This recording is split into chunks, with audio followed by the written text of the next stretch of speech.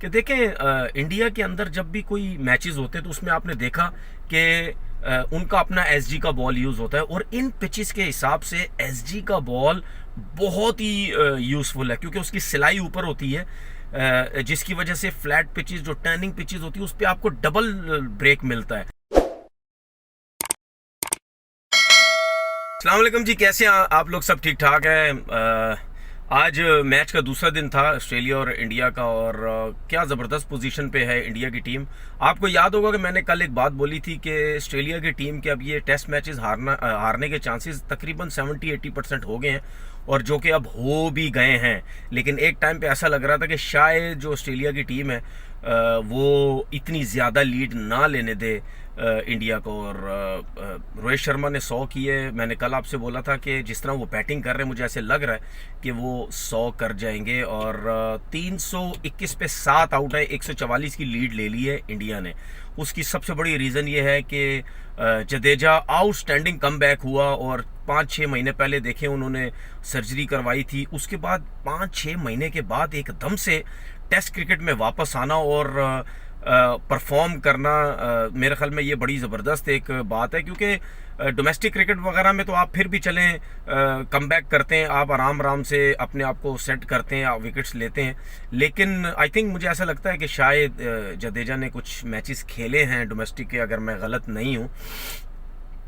तो उसके बाद भी फिर भी एकदम से अगर आप टेस्ट मैचेस खेलते हैं आके, तो एकदम इतना परफॉर्म करना बड़ी ज़बरदस्त। 50 पे कर चुके हैं, 5 आउट किए हुए। उसके बाद जो अक्षर पटेल है, इन्होंने भी काफ़ी अच्छी इनिंग्स खेली हुई हैं इंडिया के लिए, और बॉलिंग में तो आउटस्टैंडिंग परफॉर्मेंस नहीं दे सके। लेकिन जडेजा और अक्षर पटेल की वजह से इंडिया जो है वो बहुत ही टॉप क्लास पोजीशन पे। अब मैं आपको एक चीज़ बताता हूँ कि देखिए, दोनों लेफ्ट हैंडेड बैटिंग कर रहे हैं इंडिया की तरफ से। और एक चीज़ और बड़ी ज़बरदस्त हुई इस टेस्ट मैच के अंदर कि मर्फी जो है वो ऑफ स्पिनर हैं, बिल्कुल कॉपी लग रहे हैं नेथन लाइन की, उन्हीं की तरह ही उनका एक्शन है। नेथन लाइन का थोड़ा सा रनअप थोड़ा स्लो है, ये थोड़ा सा तेज़ जाते हैं, लेकिन एक्शन जो है वो सिमिलर लगता है। और उनके लिए, उनकी फैमिली के लिए बड़ी ज़बरदस्त बात है कि डेब्यू में उन्होंने 5 आउट किए, बहुत ज़बरदस्त उन्होंने बॉलिंग की। लेकिन आप ये देखें, ऑस्ट्रेलिया के पास ऑप्शन नहीं है, ना कोई लेग स्पिनर है, ना कोई लेफ्ट आर्म स्पिनर है। अब ये दोनों लेफ्ट हैंडेड बैट्समैन खेल रहे हैं। अगर कोई लेफ्ट आर्म स्पिनर होता या लेग स्पिनर होता, उससे ये फ़ायदा होता है कि अगर सेंटर से बॉल इतना ज़्यादा ब्रेक नहीं हो रहा तो वो फिर पैचेस को यूज़ करते हैं। तो वो पैचेस को ऑफ स्पिनर यूज़ ही नहीं कर सकता। अगर वो यूज़ करने जाएगा किसी भी लेफ्ट हैंडेड को, तो वो ऑफ स्टंप से बाहर बॉल करेगा, तो वो लेफ्ट कर देगा या ड्राइव खेलेगा, ये जो भी होगा बैट्समैन को कोई प्रॉब्लम नहीं होगी। यहाँ पे मार खाता है। उसके बाद ऑस्ट्रेलिया हमेशा, आपको याद है कि वो 3 फास्ट बॉलर के साथ तो जाता है, उनकी स्ट्रेंथ जो है वो 3 फास्ट बॉलर्स की है। लेकिन कहीं ना कहीं अब ऑस्ट्रेलिया को चाहिए कि उनको ये जो स्ट्रेटजी प्लानिंग है, जो उनकी प्लान करते हैं, ये चेंज करना चाहिए इनको। अब ऐसी पिचेस के ऊपर उनको चाहिए कि 2 फास्ट बॉलर्स के साथ 3 स्पिनर्स के साथ जाएं। तीसरा कोई स्पिनर नहीं है, दोनों ऑफ स्पिनर है, वो दोनों उनको बड़े अच्छे तरीके से वो खेल रहे। तो इसकी वजह से भी ऑस्ट्रेलिया को नुकसान हो सकता है। उसके बाद आप देखें कि ऑस्ट्रेलिया की स्ट्रेंथ नहीं है वो फास्ट बॉलिंग की।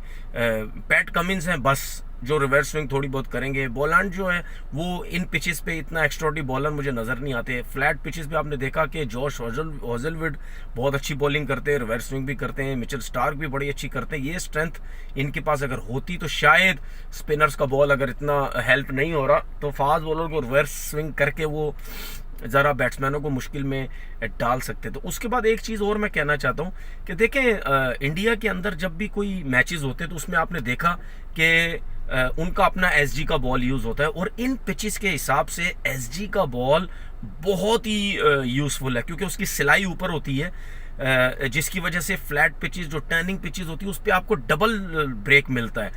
इसकी वजह से जो बाहर से जो भी प्लेयर आते हैं, ओवरसीज आते हैं इंडिया में, उनको बहुत ज़्यादा प्रॉब्लम होती है। अगर इन पिचेस के ऊपर कोकाबुरा का बॉल यूज़ हो तो उसकी जैसी ओवर्स गुजरते रहते हैं तो कोकाबुरा का जो बॉल है वो, उसकी जो सीम है वो अंदर की तरफ जाती रहती है, जिसकी वजह से स्पिनर्स को जो है वो इतना ज़्यादा ब्रेक नहीं मिलता, लाइक पाकिस्तान में जिस तरह होता है।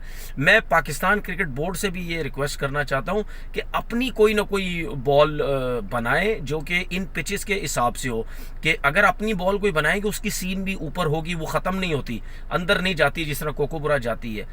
फिर आप देखिएगा हमारी पिचेस पे भी हमारे स्पिनर्स को कितना फ़ायदा होगा, क्योंकि इन पाकिस्तान जैसी फ्लैट पिचेस पे अगर कोकोपुरा यूज़ करें, इसीलिए बहुत देर देर तक बैट्समैन खेलते रहते हैं, बॉल ब्रेक होता ही नहीं है, आराम से खेलते रहते हैं, मज़े लगे हुए सबके। तो अगर जिस तरह इंडिया में एसजी का बॉल यूज़ होता है उसकी वजह से बॉल इतना टर्न होता है, तो पाकिस्तान में भी ऐसी बॉल लाई जाए जिसकी वजह से हमारे स्पिनर्स को बहुत ज़्यादा फ़ायदा हो। आप देखें ऑस्ट्रेलिया की जो हार्ड पिचेस हैं वहाँ पे कोकोपुरा यूज़ होता है बॉल, क्योंकि हार्ड पिचेस पे अगर सीम अंदर भी चला जाए तो वहाँ पे बॉल फ्लाई करता है, क्योंकि हार्ड पिचेस हैं। साउथ अफ्रीका में देखें वहाँ भी हार्ड पिचेस हैं, वहाँ भी कोकोपुरा का यूज़ होता है, ठीक है। न्यूजीलैंड में देखें वहाँ भी पिचेस हार्ड होती है, वहाँ भी कोकोपुरा यूज़ होता है।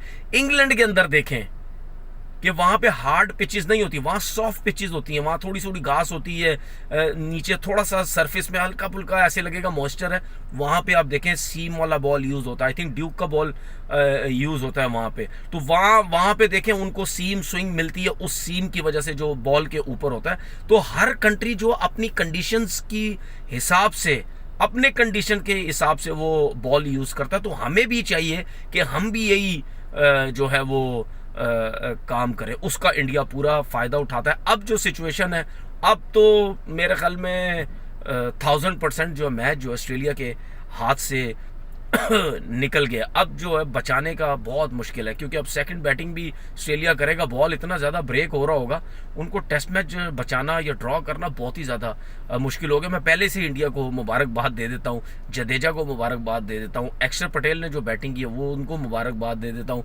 रोहित शर्मा ने जो ज़बरदस्त आउटस्टैंडिंग 100 किया उनको मुबारकबाद दे देता हूँ। 1-0 हो गया। अपना बहुत बहुत खैर कीजिएगा। अल्लाह हाफिज़।